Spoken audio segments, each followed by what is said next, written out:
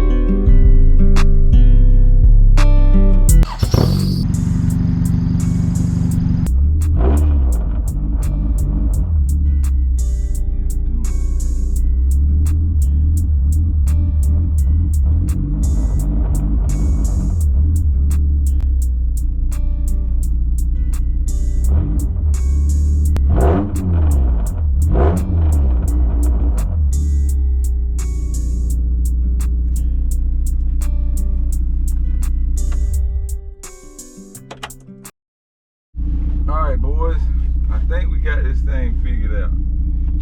So it wasn't the TPS the entire time. The actual problem turned out to be the outer air control valve. With it not hooked up, it didn't know you know, not to look for it, so we ended up having to block that off and cut the wire on it. She's smooth now though. See what? See, years ago I got, you know. Yeah.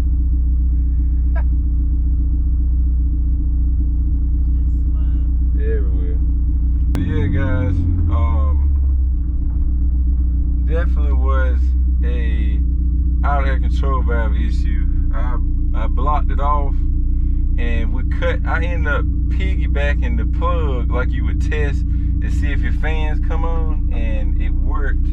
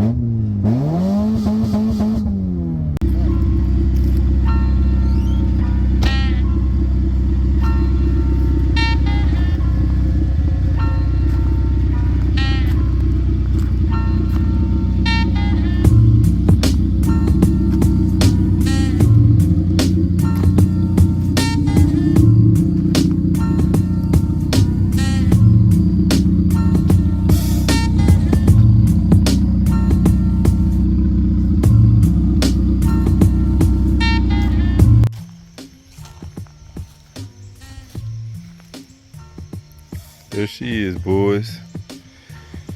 I'm closing out this video. It is the next day, but I didn't ever get to shoot a outro to the video of us fixing it. Slight idle surge at partial throttle. Again, I thought it was a throttle body. I mean, I thought it was a TPS, but it turned out to be looking for the outer air control valve. Now, here's how I fixed it, guys. I actually just cut the plug off and looped them together. That's actually all I did, and it fixed it, man. I don't know if it's looking for it in the computer or what, but that's pretty much what I did to get rid of that surge. Now it's running beautifully. We drove it around the block quite a few times yesterday. So I went ahead, got this intake thrown on before I forgot again. And yeah, that's pretty much gonna be a wrap for this one. There's like 2 more things that I'm gonna put on here before whoever decides to get it gets it, but I'm not gonna video doing it. But what I'm gonna do, because I couldn't get out to the junkyard, I'm gonna pull the wiper blades off of the turbo car because it doesn't have wiper blades, and I'm gonna pull the 2 little brackets for the radiator off of the turbo car because it doesn't have those either. And that's pretty much it, guys. This thing is officially set and ready to go. Again, we'll see how the buyers react and stuff. If a serious one comes along and scoops it up, great. If not, I'll probably find time somewhere in between doing other stuff to add more to this car and get it to a better point of sale. But man, as is, bro, this thing is like minty as fuck. The only thing I would do if you buy it is put an exhaust on it right now, and you can rip this shit like anywhere you want to go. Of course, a tune would be better, but yeah, you don't have to have that to enjoy the car, man. The car runs great, it drives straight, brand new axles, brakes feel great. Everything is minty on it, man. The interior is freaking, I mean, it needs a cleaning, but guys, this interior is freaking mint, like all the way around. So it's definitely worth my asking price. So that's why I'm like, if no one really comes within, you know, I say $100 or so of what I'm asking for, then I probably just keep it and we'll just put it to the backside and wait till, you know. But I was really hoping to get it sold this weekend, but guys, it's just, I just be so busy with you know, doing other stuff family wise. I can't get out here like I really want to, and it just pushes everything back. But I do have an EK that I'm trying to get. If no one scoops it up before I can sell this, we'll pick that up. But and I do have a CD5 that I'm looking at that I would like to get too. So I don't know how it's gonna go. I would like to grab both, but I don't think I can spend the money on both right now. So we may just have to pick one or the other, which is gonna suck because I really always wanted a CD5 and I really want a 4-door EK. So it's just tough, boys. But what I'm gonna do is wrap this video up here. I hope y'all enjoyed it, man. If you watched to this point, please smack the like button for me, guys. It helps the channel out tremendously, and it doesn't cost you guys a dime. All you have to do is click the like button. If you're watching from your TV or another type of smart device, it's there. Just hit the when you hit your arrow up to where you can see the bar showing how much video is left, it should have the button where you can click like on that as well. So yeah, there's always a way to like the video, man. I don't know if you guys just watch and just keep it moving or what, but if you could, man, just like it for me. That'll help the channel out. But yeah, with that being said, guys, I'm gonna wrap this video up here. I will catch y'all next time. Remember, respect all bills. Peace out.